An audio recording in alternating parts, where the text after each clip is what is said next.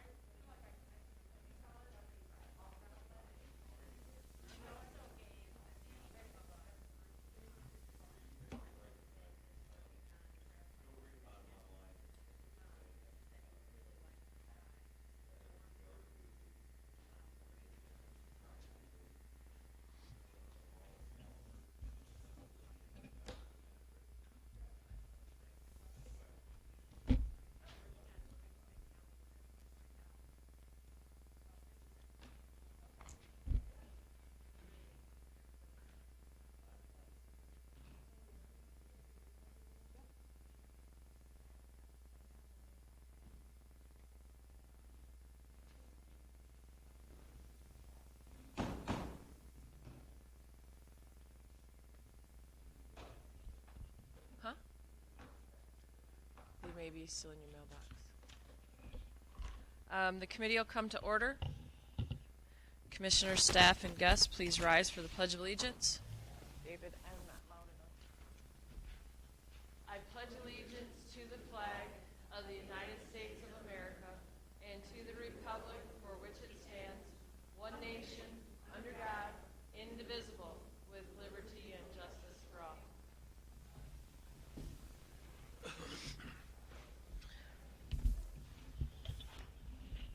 Limited public comment. At this time, any member of the public wishing to address the committee may do so for up to 3 minutes.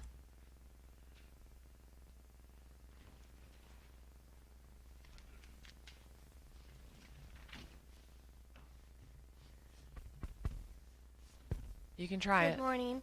Speak loudly. We're not very loud today.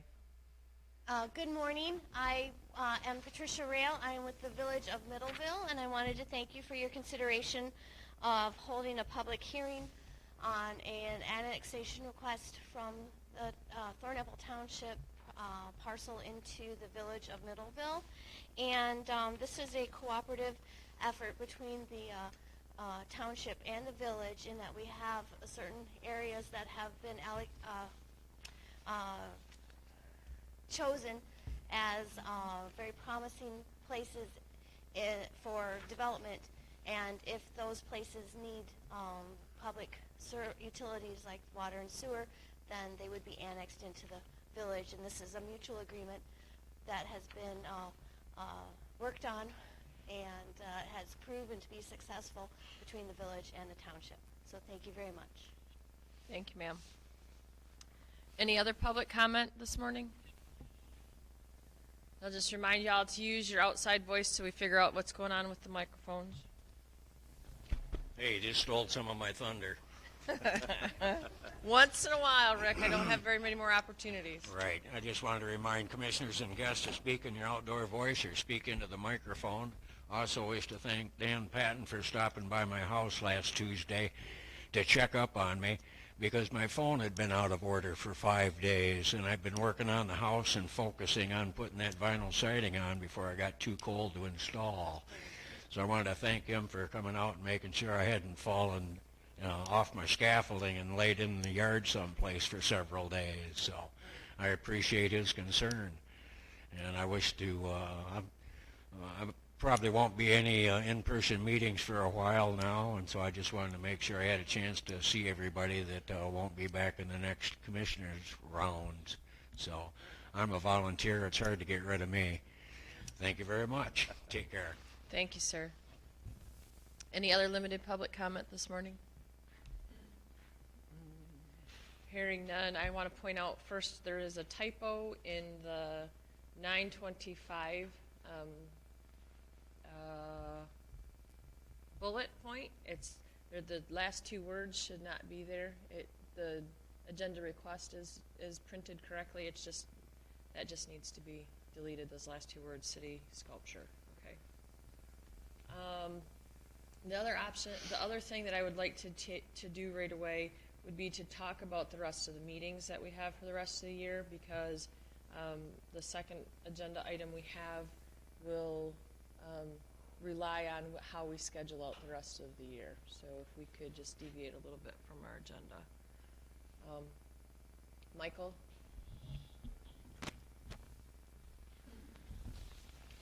Sure, I can attempt to help and facilitate a discussion. The last meeting, I think there was some discussion about moving meetings to Zoom in light of the COVID numbers, looking at maybe consolidating some meetings during the month to limit the meeting dates, if you may, meeting times. With the most recent executive/MDHHS order, through the 9th, as I understand it, beginning tomorrow and then through the 9th, we won't be able to meet in person. So we have, or we'll get the November 24th Board of Commissioners meeting, which will be our final meeting for the month of November, scheduled as a Zoom meeting. So everybody plan on that being a Zoom meeting. We'll get the information out and posted as required. And we are scheduled to have 4 meetings in December, our typical rotation. I had commented to Heather and suggested that maybe we consider canceling the December 1st Committee of the Whole meeting. Currently that does not have much of any agenda items to it. The one item that we have is OCC grant renewal.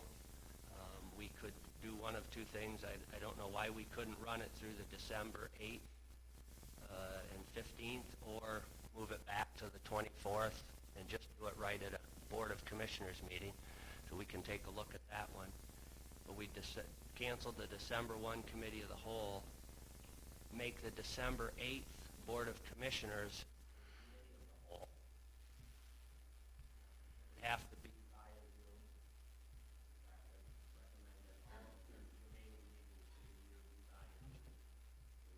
The Committee of the Whole on December 8th instead of a board meeting, and then hold a board meeting on the 15th instead of a Committee of the Whole meeting, and then cancel the board meeting scheduled for the 22nd. So if I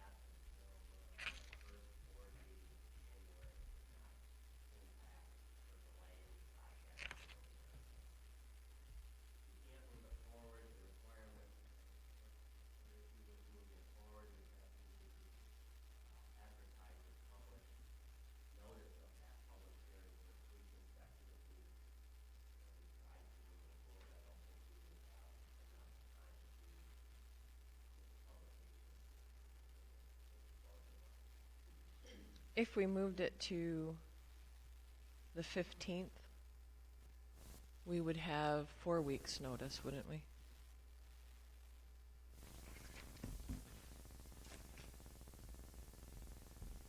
So today we're at the 17th?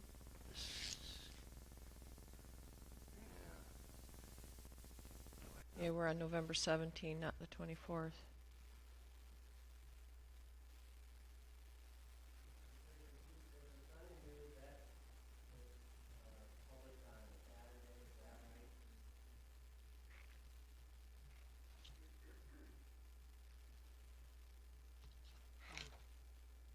Does it have to be in 4 weeks? Well, if we change those meetings days, I mean, does it have to be in the paper for 4 weeks? 3 weeks. Oh, 3 weeks. get it in, I said we could get it in on the 21st, this Saturday. Week of the 23rd is one, the week of the 30th is two, and the week of the 7th is three, which would then put us on the 15th at that board meeting. Schedule the public hearing. I think that would work for the 15th. Okay. What's your pleasure, commissioners? Do you have any questions? Do you have any comments or concerns? I think it sounds very reasonable. Very acceptable. Okay. Is everybody okay with the proposed changes that we have? Cancel the first cow meeting, change the 8th to a cow meeting, and then a Board of Commissioner meeting on the 15th. Not meet in person again for the rest of 2020? No. Correct. Unless there is reason for us, if our curve kind of flattens right out and drops off, but knowing how all of the changes happened this spring, and they, it was like compounding interest. They kept adding on and adding on. I do not foresee us getting out of this in 3 weeks. Right. Unfortunately. That would be a good idea. Yeah. We don't miss any more commissioners. I mean, it is the holiday season. I really don't want any of you to choose between coming to a commissioner meeting and meeting with your family. Can't do that either. Unless you live in the same house. Well, No, it's the responsible thing to do. unfortunately, we have to be adults once in a while and do the responsible thing. One Not item that it makes us any happier.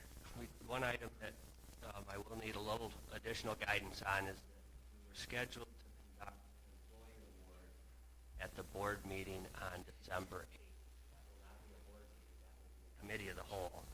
The question is, do you want to try to conduct an employee award on the 15th via Zoom, or would you prefer to delay those until after the first of the year when there might be an opportunity to get back to?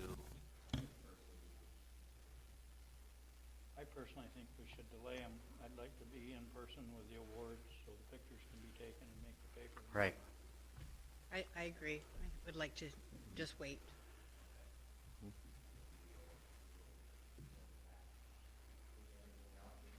Our normal items, and we'll just direct staff that if there is anything for the end of the year that they need to get it to us so that we can get it on the 15th. You said that the board needs to pass an authorization for administration to do certain things. Yeah. So when will that request appear? Since that will be a final action and will impact claims or payment of bills, we'll present that motion at the 24th. I have not prepared one. I can prepare that. I'll put that under items for consideration. And It'll you be could do similar that to at what we passed in March. Yeah, you can do that at the board meeting next week. It'll be via Zoom, but regardless, it will be at a board meeting. So in regards to Zoom meetings, I just want to encourage you all to use a laptop computer if you can, or your cell phones to do Zoom meetings. Our commissioner tablets do not cooperate very well with a Zoom meeting. I've tried tablets, and I've tried the laptops and I've tried my cell phone. My cell phone and the laptop both work way better, except for maybe Nashville because you're signal challenged there. But if you can at all use a laptop or like a PC or something a little heavy duty that can handle the bandwidth, it will work better for the Zoom meetings. They're nice tools to catch up on your email. I just don't think that they got all of that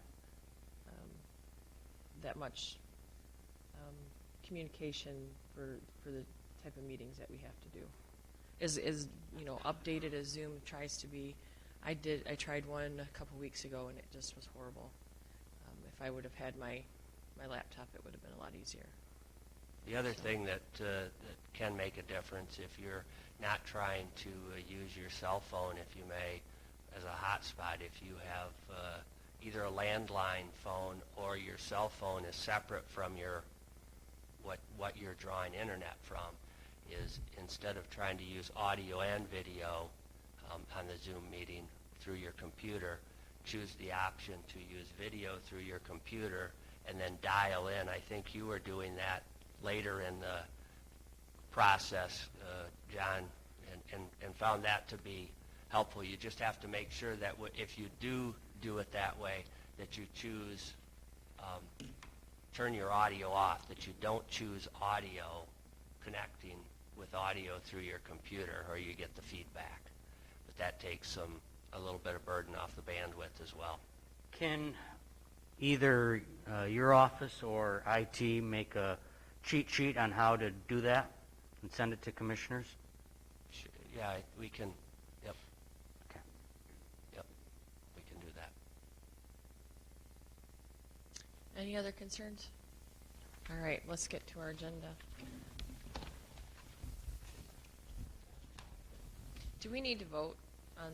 I was going to say, is a consensus fine with those dates, and will administration get those changed on the? I suppose if you. Since Can we are add it making to changes, items if for consideration? You want to make. Yeah, we could do that we can put a motion together under the board for next week's board meeting. I think that'll make that it a you'll little actually bit more vote on. formal. We'll be happy to do that. Thank you, Michael. All right, here to present our first item. The chair would entertain a motion to recommend to the Board of Commissioners adoption of Resolution 20-22, Resolution of Intent to Apply for State and Federal Operating and Capital Assistance for the 2022 fiscal year, and to approval to appoint William Voigt as the Transportation Coordinator, authorized to provide such information as deemed necessary by the State Transportation Commission or Department for its administration of Act 51, and sign and execute all agreements and documents. So moved. Second. Moved by Gibson, support by Smelker. Mr. Voigt?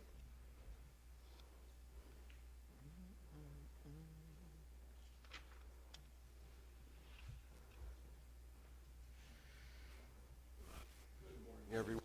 Good morning. Madam Chair, good morning, Commissioners. Bill Voigt from Berry County Transit. I won't read what you just presented. Madam Chair, I'll throw some numbers at you all. However, in this fiscal 2022, we're applying for, or would like to apply for, federal funds in the amount of $255,305, estimated state funds of $532,383, that with local funds estimated to be $680,820, will defray the total estimated expenses for fiscal 22 of $1,458,763. And at the same time, we'd like to file a request for funds for capital, which would be the replacement of 4 of our buses that have exceeded their useful life, and that would be in the amount of $333,000 as well.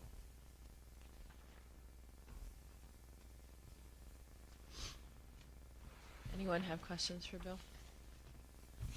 That 330, is that that's not included in this? No, that's a different grant, isn't it? That's a separate capital request, and we will post that request with this, the main application publicly in the paper. But yes, that's separate line. It's for capital only. Thank you. You're welcome. Bill, what is the useful life for a bus? It can be 4 years for a van, all the way up to 10 years for a medium-heavy or heavy-duty bus. The majority of our fleet is, well, I'd say with the exception of these 4, we've had a very good year, and they've been replaced and rotated out. But the trend now is for medium duties, and those are a 7-year bus. But there's also 200,000, 300,000, depending on the capacity, size of the bus, mile markers. And so it can be passed, a vehicle can be past useful life either by miles, by years, or both. Okay. But we're actually doing very well this year. How has 2020 COVID impacted ridership participation? Now, well, at one point we went from 435 rides a day to 83 on average. Now we're back up to, well, no, not quite. We were back up to about 50% when school started and students were attending. Low ridership by the students in town here, but nonetheless some. And people are still understandably cautious in terms of their willingness or desire to ride, and it tends to be essential rides only. So our ridership is very low. We still have approximately 8 drivers that are on layoff from the beginning. And however, the budget is balancing. There is CARES Act funding that we've enjoyed and taken advantage of, and will continue to do so at least into the beginning of 2021. So ridership is very low. And, we're not promoting transit services, which is counterintuitive, but we don't want to be a vehicle for spread either. And so we're here for those essentials that people need, medical, groceries, things like that. And we'll ride this out with everyone else. So what do you see on the road? How many active vehicles do we have on the road every day then? We have, well, in terms of routes, we have about 12 buses over the course of the day. Each day we've got 5 that come in the morning to start the day, and then we have 5 in the afternoon to finish the day, and then we have 2 other routes, one dedicated to Middleville and one dedicated to getting people home and in more centralized runs. So awesome. Thank you. You're welcome. Any other questions or concerns for Bill? Hearing none, the question before the committee is to recommend to the Board of Commissioners adoption of Resolution 20-22, resolution of intent to apply for state and federal operating and capital assistance for the 2022 fiscal year, and approval to appoint William Voigt as the Transportation Coordinator, authorized to provide such information as deemed necessary by the State Transportation Commission or Department for its administration of Act 51, and sign and execute all agreements and documents. All those in favor, please say aye. Aye. Opposed, nay. Item is approved. Thank you, sir. Thank you all. Take care. Next on our agenda is Patricia Rail and Michael, or Brian Urquhart. I think Michael told me he was going to take care of this. So, I am. let- Do you need this back?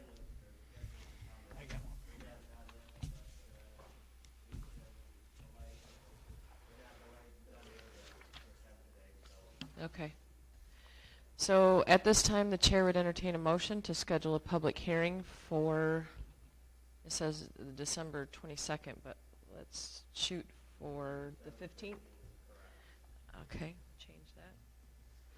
To schedule a public hearing for Tuesday, December 15th, 2020, during the regular meeting of the Berry County Board of Commissioners, and to authorize publication of the notice of public hearing in the Sun and News for not less than 3 weeks on the petition by the Village of Middleville Resolution 20-24, to annex property into the Village of Middleville. I would make that motion. Support. Moved by Connor, support by Jackson. Michael?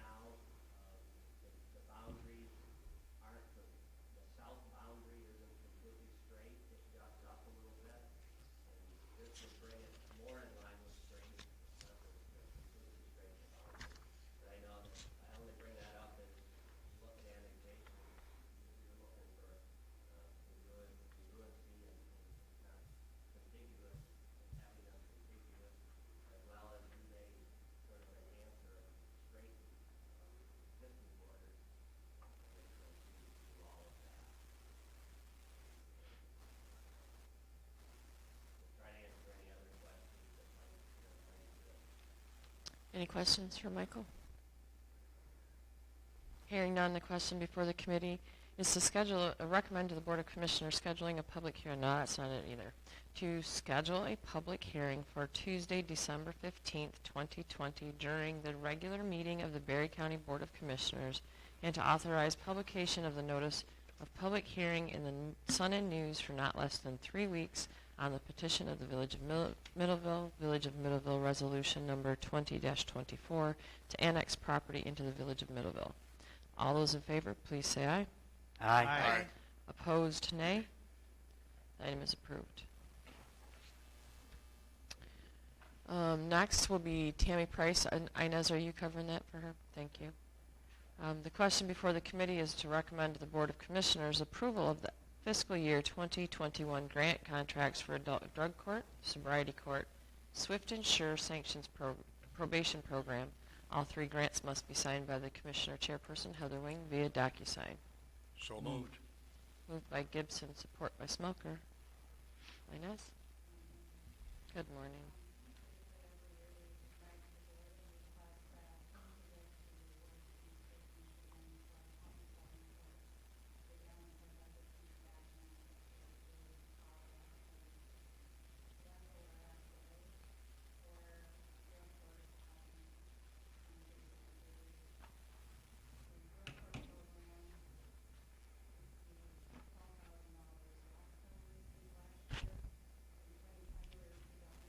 I can't hear her. Inez, can you talk closer to the mic, please? Sorry, I can't hear you. Sorry, ma'am.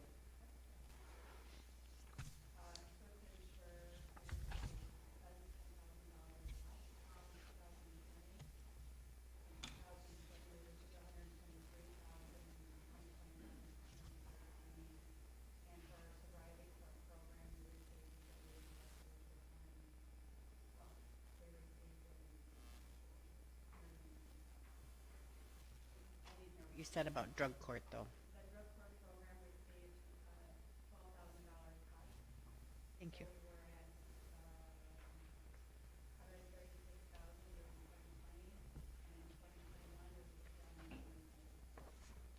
Thank you.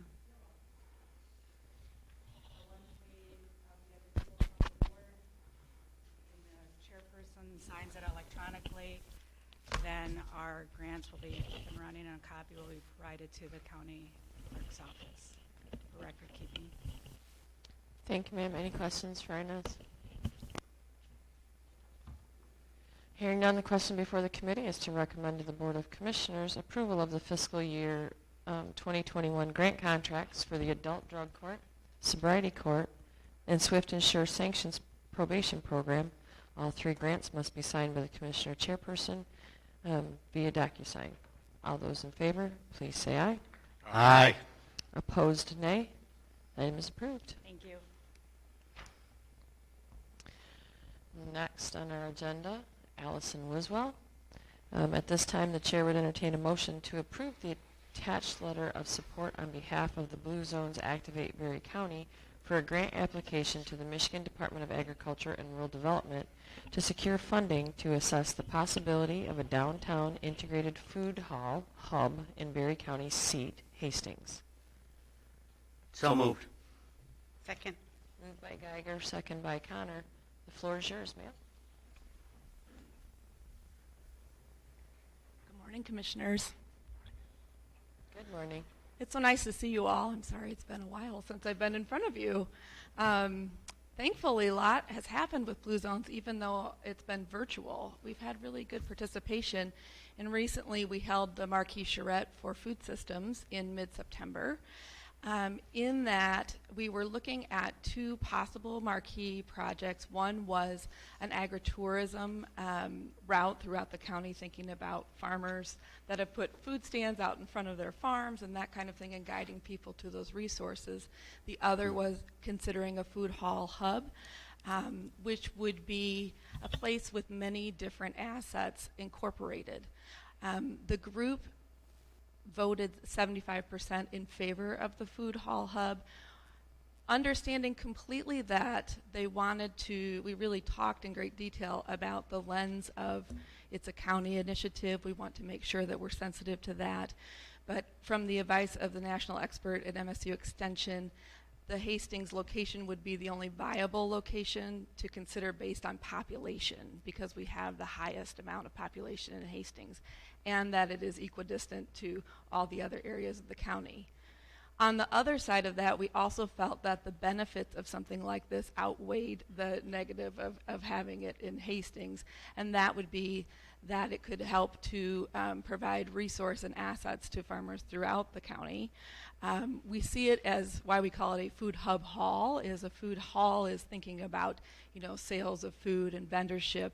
A food hub is thinking more about aggregators and incubator kitchen and that kind of piece. And so we're investigating the possibility of connecting all of those pieces.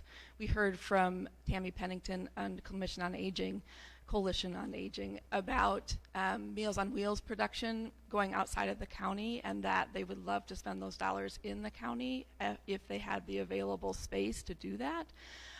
So we heard things collaboratively coming to light that was really energizing and encouraging. And so while we don't know specificity, that's what we're hoping to gain with the feasibility study and market analysis to see, would our community be able to support something like this? We want to consider 2 to 3 spaces to think about the layout, and then we would be able to come back with further information.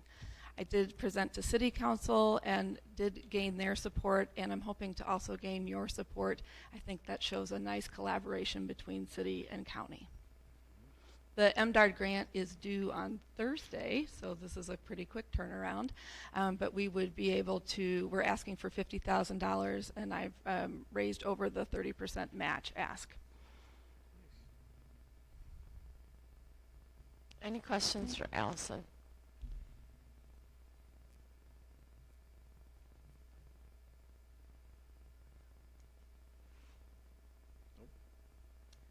All right.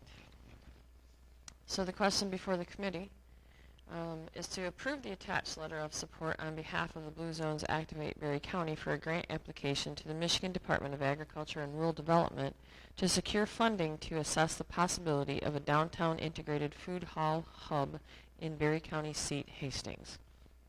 All those in favor, please say aye. Aye. Opposed? Nay? The item is approved. Thank you, Commissioners. Yep.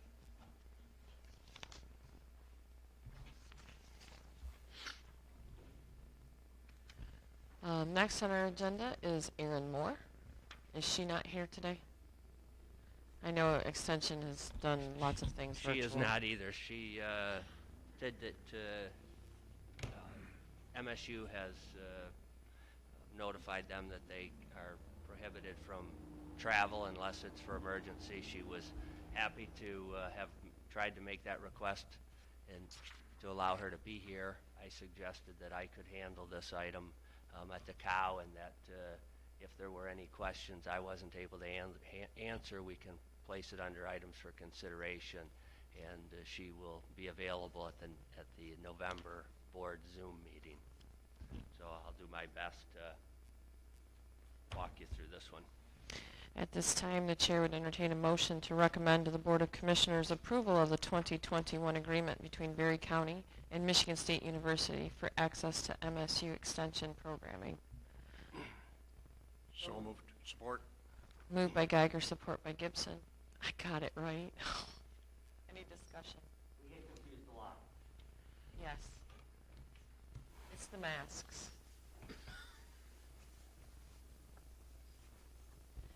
Any discussion? I think this is a pretty straightforward request that comes to us annually. And while I miss Aaron's presence, I don't think it really changes the meat of the request. I have another question for you, Michael. I already asked you some questions about this, but the additional $65,366 for the clerical person, is that gone up? It's my understanding, no, that that everything is the same. Okay. They have held it, and I was trying to compare our budget. Interestingly, Aaron's comment was that they did not ask for any increase this year, as they knew it would be a tough budget year for counties across the board. Additionally, MSU Extension put a 12-month pause on collecting 4-H participation fees in order to provide some financial relief to families. When I compared it to what I have in the budget, it actually looks like it's a couple $1,000 decrease, but regardless, it's status quo at or a little bit less than last year. Okay, thank you. You're welcome. Any other questions? Hearing none, the question before the committee is to recommend to the Board of Commissioners approval of the 2021 agreement between Berry County and the Michigan State University for access to MSU extension programming. All those in favor, please say aye. Aye. Aye. Opposed, nay. The item is approved.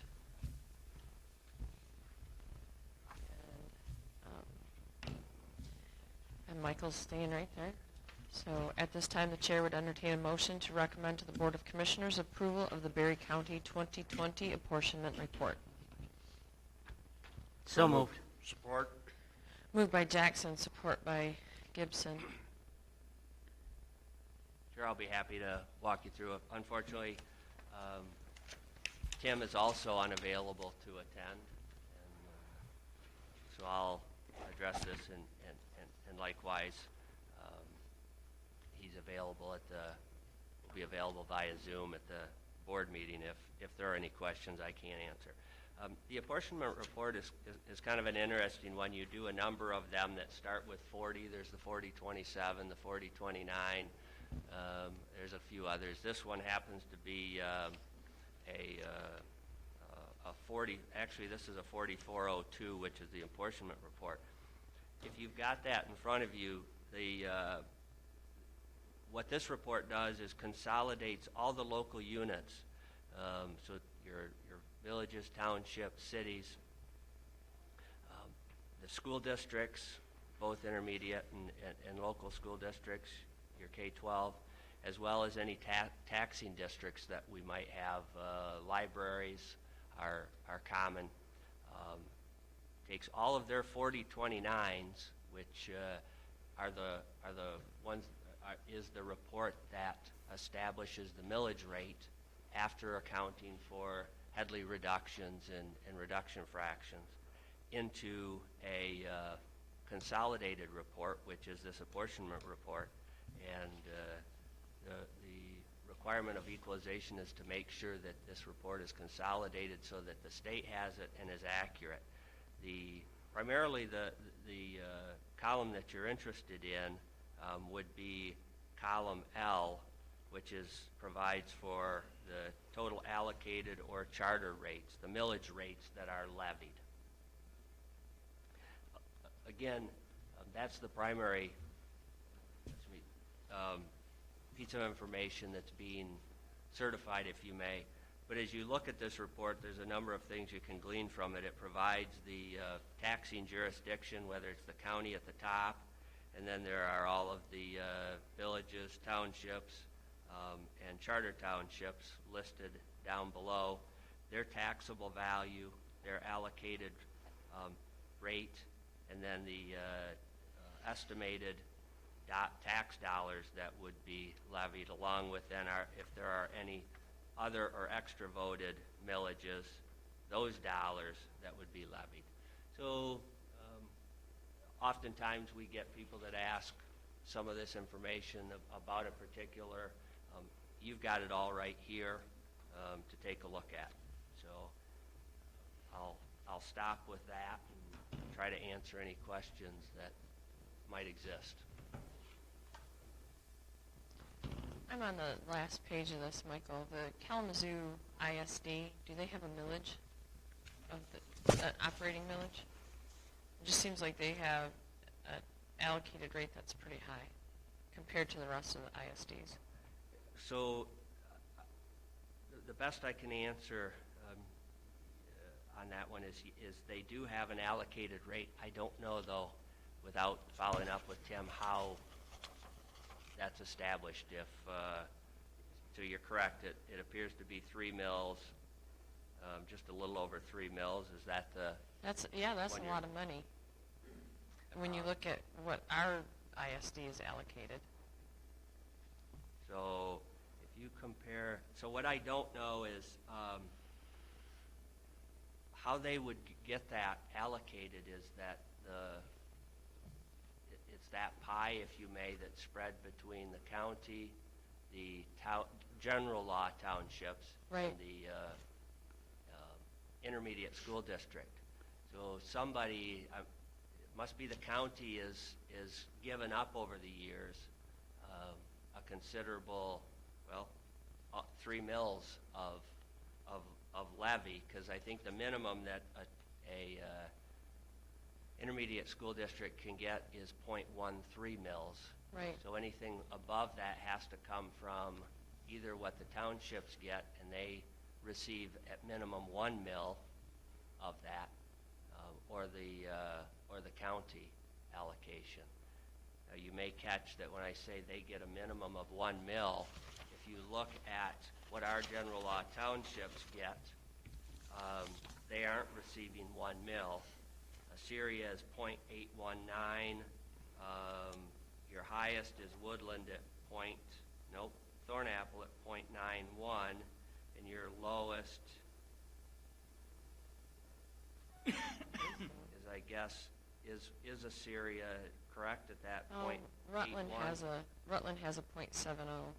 Oh, there you go, 0.70 at Rutland. The reason that those vary and the reason that they are less than 1 mill is because of Headley reduction fractions over the years. So if you'll remember with Headley, we're allowed to capture new construction, but after and that goes on the rolls and does not affect our millage rate. But anything that's not new construction in general, I'm generalizing, but just the general increase in property values due to market is capped at post-proposal A, the rate of inflation or 5%, whichever is greater. So if our local... Whichever is less. Whichever is less, sorry, thank you. Did I say that backwards? If I did, thank you, Ben. Whichever is less.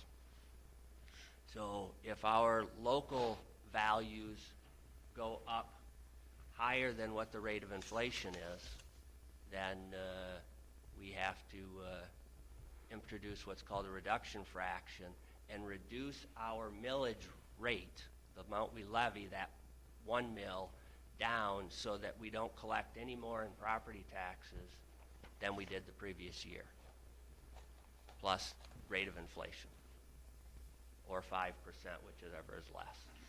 So that's why you have, those have been backed down over time to account for that. Just knowing how our tax allocation went, that's why I saw that 3% went. Great question. Wow. That is a high number compared to what, as you can see, most intermediate school districts don't receive even close to that from the allocated millage. All right. Any other questions for Michael? Hearing none, the question before the committee is to recommend the Board of Commissioners approval of the Berry County 2020 apportionment report.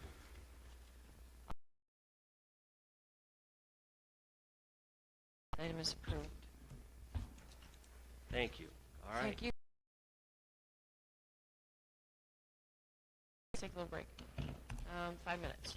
Is that long enough?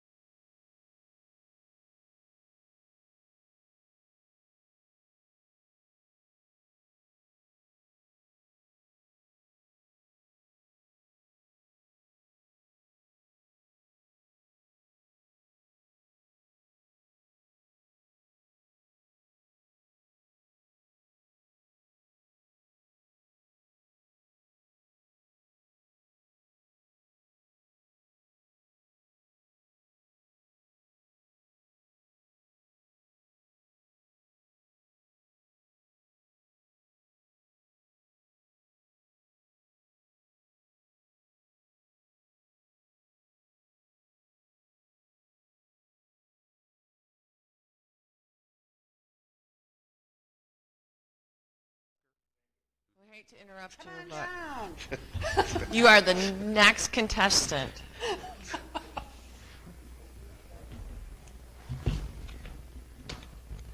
Thank you, sir.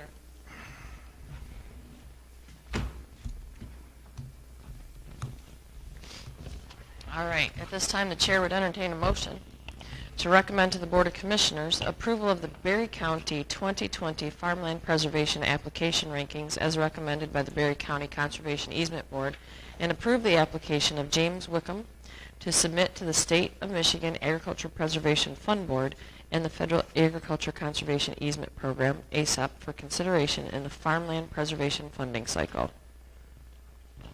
So moved. Support. Moved by Gibson, support by Geiger. The floor is yours, Stacy. Good morning, Commissioners. This morning I'm here to speak a little bit about the Berry County Conservation Easement Board's 2020 application cycle. We host an application cycle every year, and this year we received 13 applications, so we were pleased with the interest that still remains with the county program and the farmers out there. Through the process, we went through and scored each of the parcels, or each of the applications rather, using the selection criteria that you all approved at the beginning of the year, the 2020 application selection criteria. And through that, each of the farms is allocated points, and they receive a score, a final score.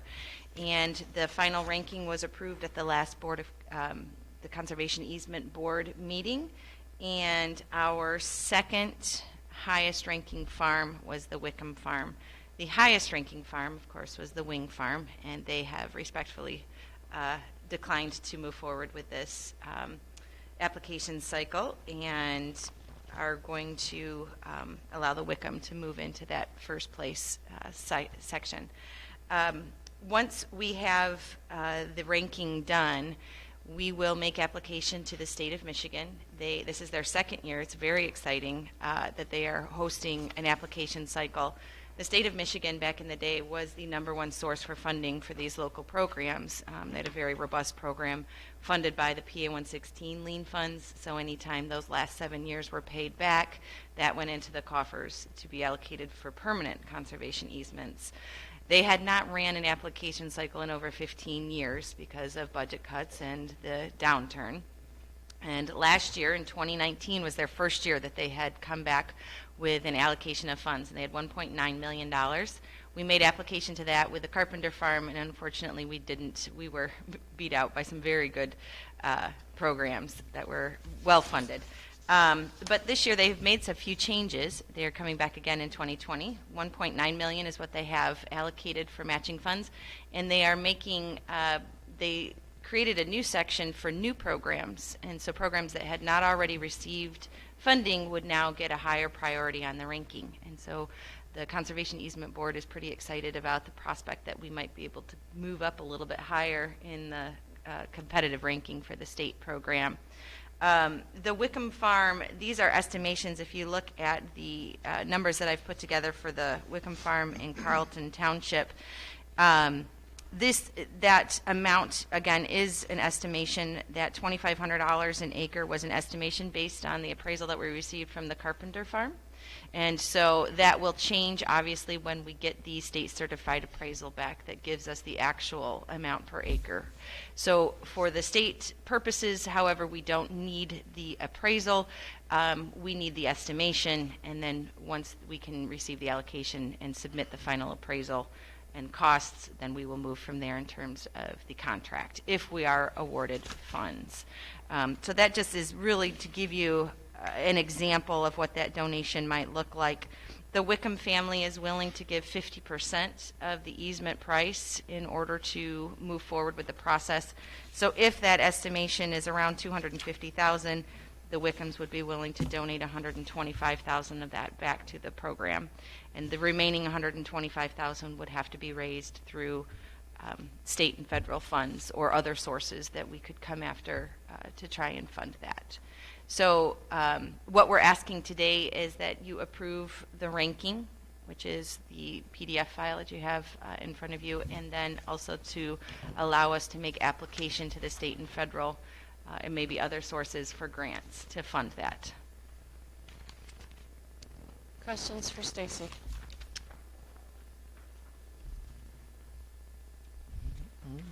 I have one after Vivian. Thank you. So for the Wickams, I'm reading this chart here. So when the grade line, the 76 acres, are they saying only 10 and a half acres are in ag? Is that what that means on the very next box?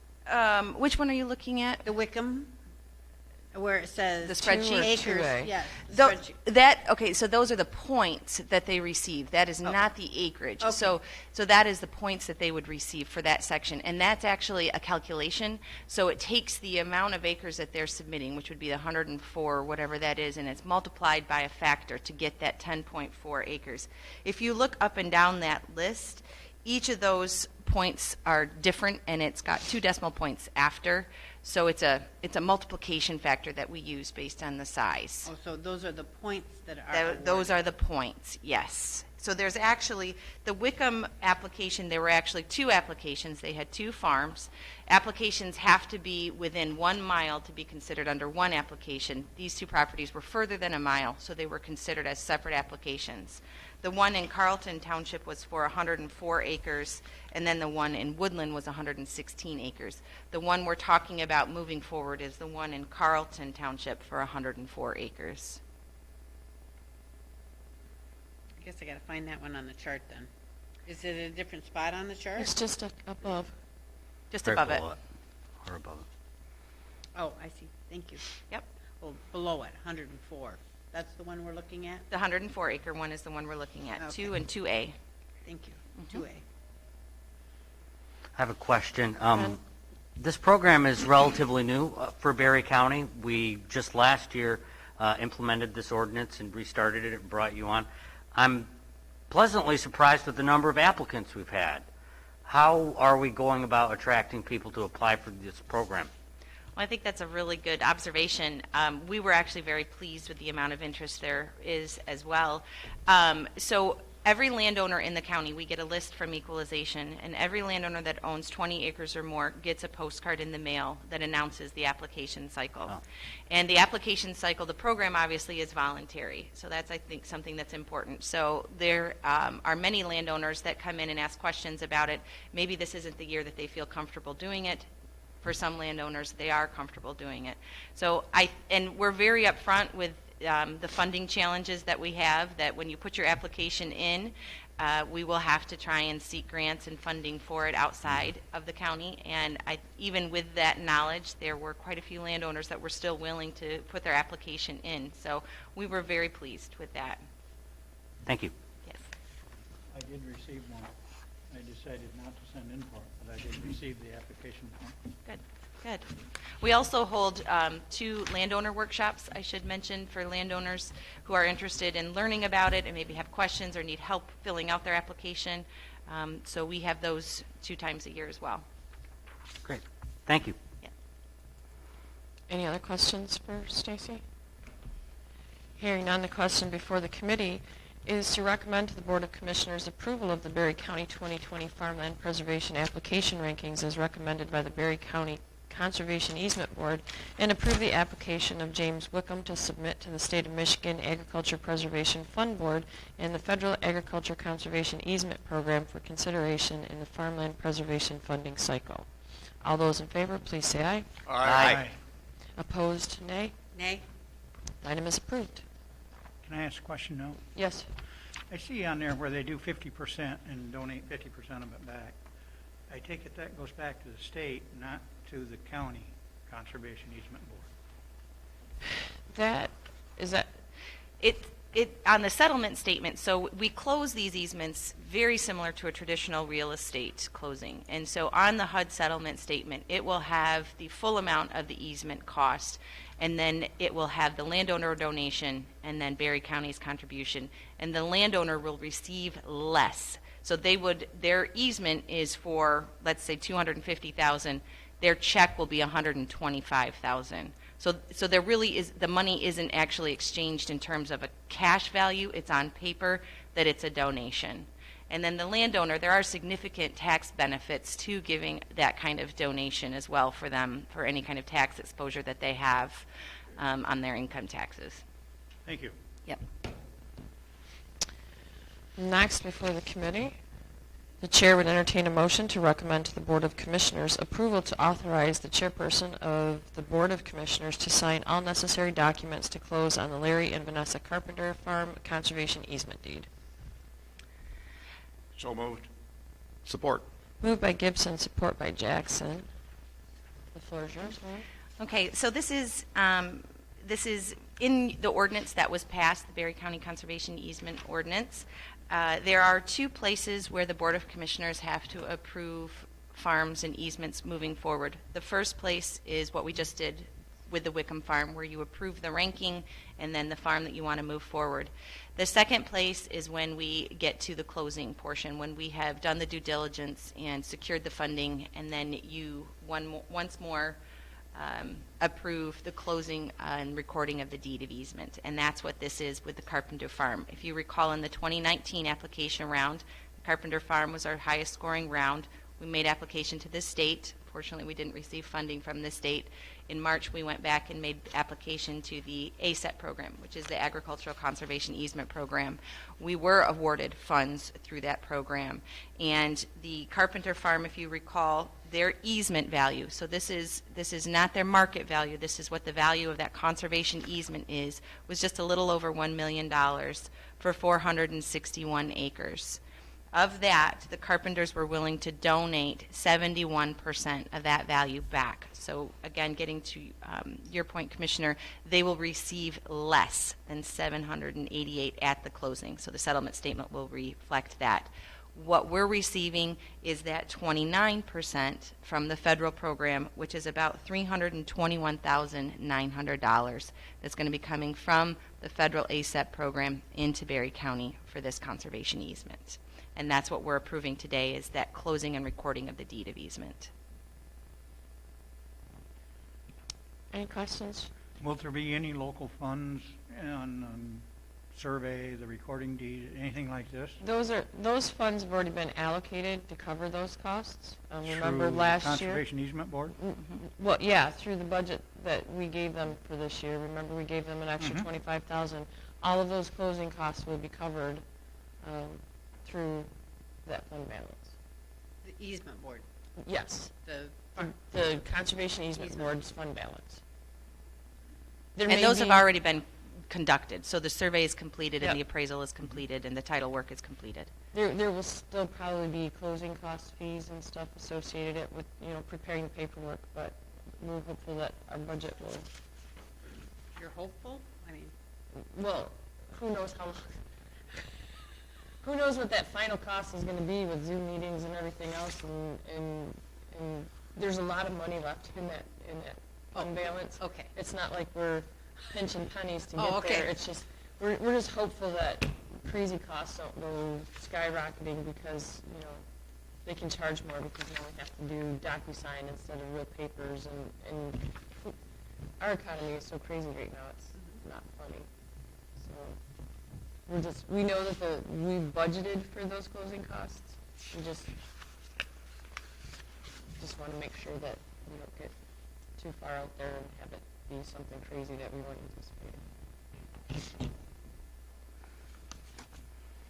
Any other questions? Hearing none, the question before the committee is to recommend to the Board of Commissioners approval to authorize the chairperson of the Board of Commissioners to sign all necessary documents to close on the Larry and Vanessa Carpenter Farm Conservation Easement Deed. All those in favor, please say aye. Aye. Opposed, nay. And is approved. Thank you, ma'am. Now, I'm assuming that you're going to do this one again, Michael, since the love is not here. All right. Next on the agenda is Michael Brown. The chair would entertain a motion to recommend to the Board of Commissioners approval of Budget Amendment 20-C. So moved. second. Moved by Smelker, second by Connor. Michael? Sure, thank you. This probably is not the final budget amendment for the year. We've got a few stray items that we're keeping an eye on, nothing problematic. We just, to try to make sure that all of our budgets stay within the requirements at the end of the year for auditing. We're getting down to the kind of the fine points, but this is probably the final comprehensive amendment, if you may, for the year that looks at the general fund and all of the other funds that we have budgets for. It's presented in the standard format. You've got the revenues and expenditures on page 1. You'll notice that it does increase the budget by $721,218. Both the revenues and expenditures. Pages 3 through 5 are the general fund revenue detail.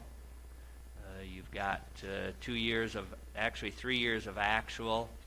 For comparison purposes, you've got the most current amended 2020, what we're proposing, and that for an amendment, and then what it would be if, including that amendment on the far right.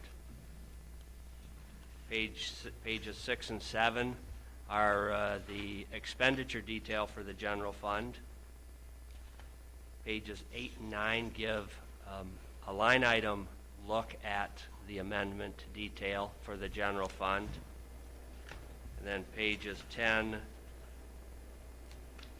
well, the remaining pages then look at all of our special revenue, debt service, construction, enterprise, and internal service funds that the county has, and those that are being proposed for amendment.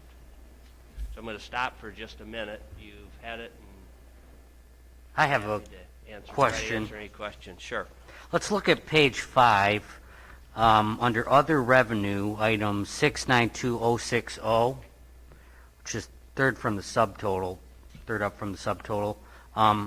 We amended the budget to have a $110,000 revenue stream, and then you are amending it to take away that. So we go from $175 a year to $110,000, and now we're going back to zero. Yeah. So what's going on there? So the 175 is actually for 2019. That is the actual. So you'll see that for 2017, 2018, and 2019, the revenues were $12, $311, and $175. Those are actual amounts that for that year. We had budgeted at the beginning of the year $110,000 into that revenue line item. If you recall, what that is the reimbursement from MMRMA for our insurance. Every year we get have received somewhere in the $100,000 to $300,000 range. We put that into the general fund as in case it's necessary, and we have historically not deposited that into the general fund, but instead requested MMRMA, because we haven't needed it, transfer that into our loss fund. Our loss fund with them.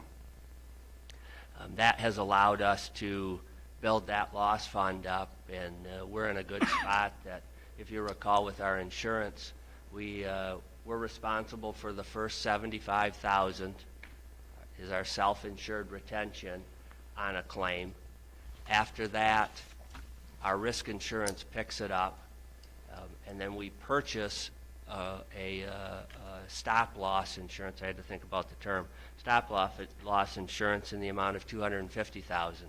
So after we have X amount of $75,000 and hit that $250,000 range, we then don't have any other cost. Yeah, you answered my question. It's the loss fund or the refund from our liability insurance. We didn't know where it was going to go.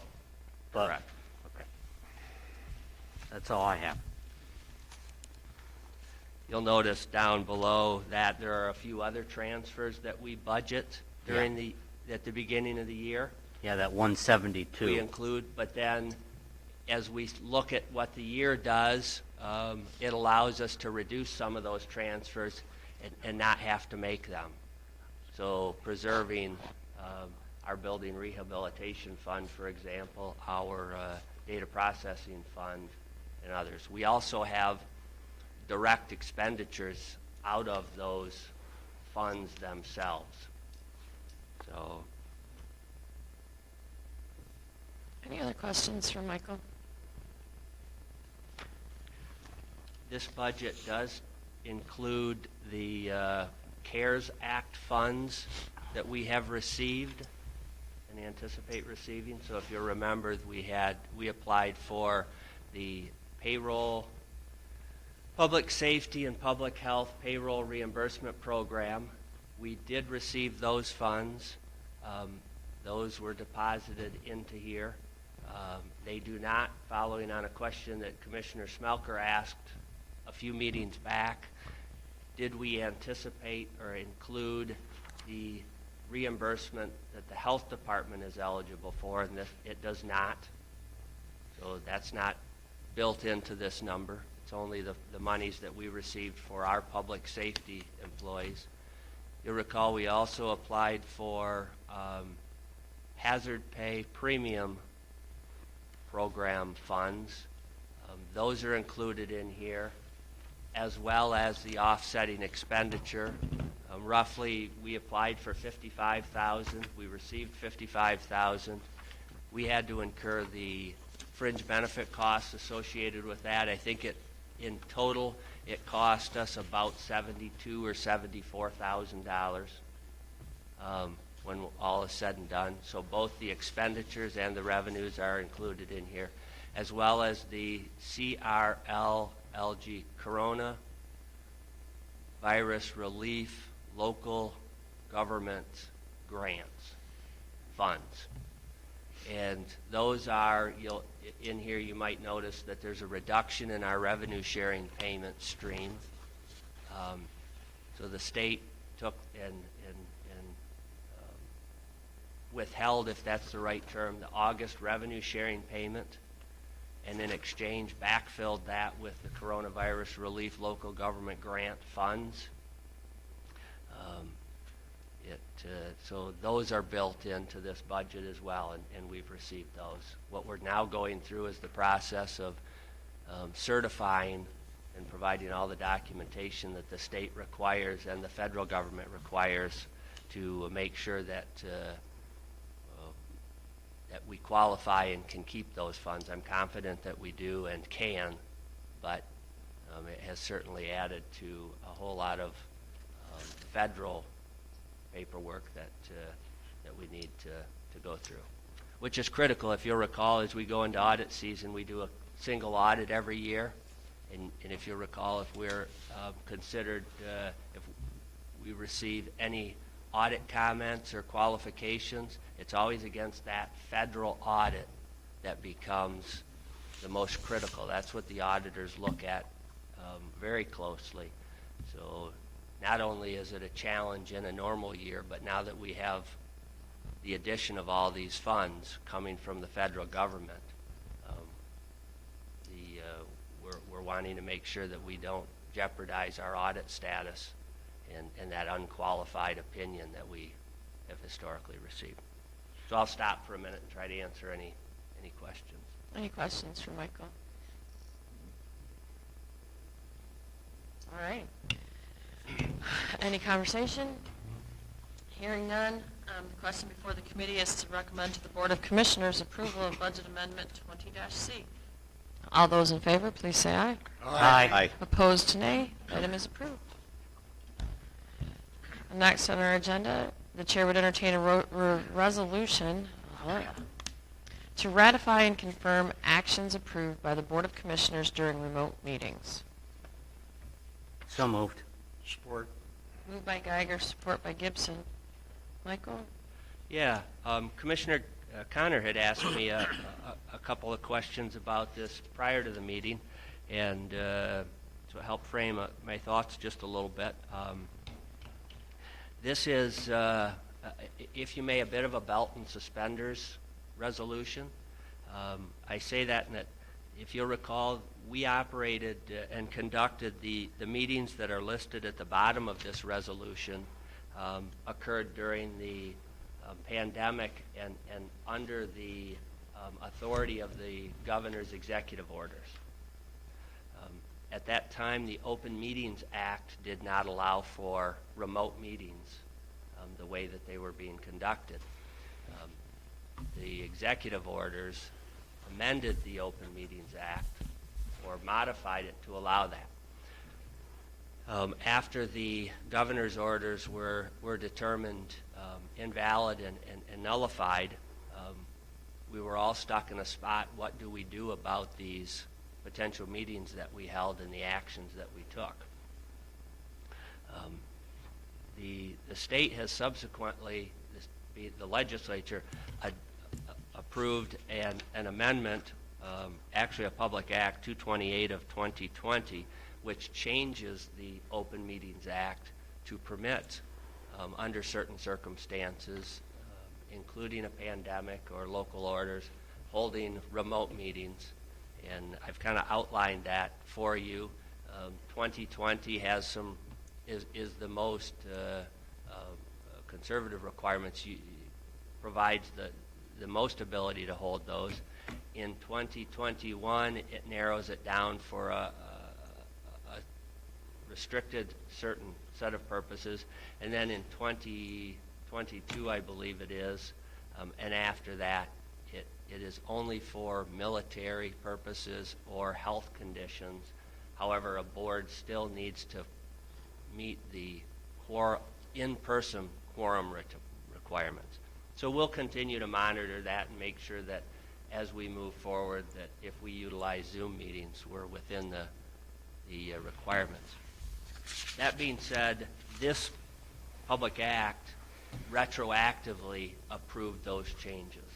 Our legal counsel, Cole Stoker, is still recommending that the board in a public session approve and ratify all of the decisions that were made in our remote meetings so that there is absolutely no question whether they were can be challenged or not. Can we do them en masse, or do we have to do them one by one, all of the decisions that we made? This resolution, if once adopted at the Board of Commissioners meeting on the 24th, lists those meetings that we met remotely, and that will satisfy the resolution, and the listing of those meetings confirms all of the actions that you take, so that will satisfy it. Okay. Any questions?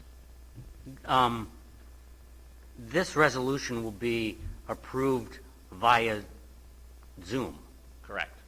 There's no legal question that we can retroactively approve actions made remotely at a remote meeting? There is not, because now the remote meetings that you are holding are under a public different act. Yep. Got it. And just for what it's worth, the Public Act itself, the legislature adopted those requirements retroactively as well. That's thus the belt and suspenders. It's arguable we wouldn't need to do this resolution because the Public Act and the legislature already did that. Yeah. We're just it's been advised by our council, so I think it's prudent to do. Any other discussion, questions? Hearing none, the question before the committee is to recommend to the Board of Commissioners adoption of Resolution 20-21, a resolution to ratify and confirm actions approved by the Board of Commissioners during remote meetings. All those in favor, please say aye. Aye. Aye. Opposed, nay. Item is approved. Next, the chair would entertain a motion to recommend to the Board of Commissioners approval of the Agreement for Economic Development Services between Berry County and the Berry County Chamber and Economic Developments Alliance for the period of January 1st, 2021 through December 31st, 2021. So moved. Support. Moved by Smoker, support by Jackson. Michael? Sure. Pam, can I borrow your copy real quickly? for some reason, my packet neglected it. As Pam's getting that out,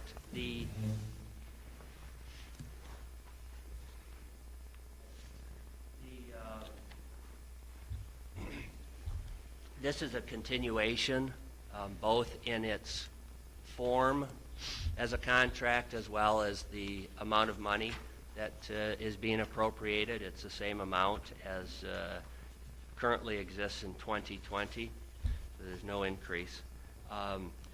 I would say that this is a carbon copy, if you may, of last year, other than, as you recall, and it's attached to the back, that the Berry County Chamber of Commerce and Economic Development Alliance went through a process of looking at their organization and restructuring their boards, and this incorporates those changes into it. The primary change that it incorporates to this agreement is that instead of the agreement being between the chamber as the parent and then the Economic Development Alliance, it just is with the Chamber and Economic Development Alliance, which is what the Chamber is called, the parent organization. And then throughout the organization where it referenced the Economic Development Alliance, I've changed that and replaced it with BCCEDA, the Berry County Chamber and Economic Development Alliance. So those are the two primary changes, is that it changes the references. As well, if you were to compare it to last year's, we had the Economic Development Alliance Board also as a signatory to this. They're not it's now just the Berry County Chamber of Commerce and Economic Development Alliance, the parent organization that's the signatory. Any questions for Michael?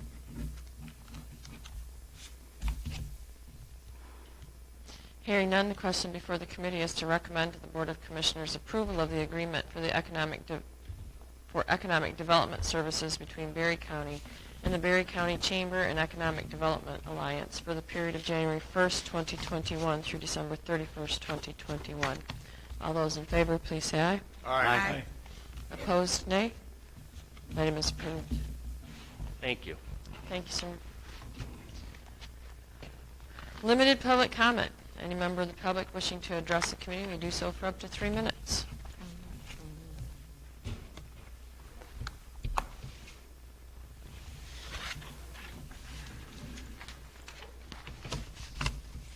Hearing none, is there any other business to come before the committee? There being no further business and without objection, the committee is adjourned.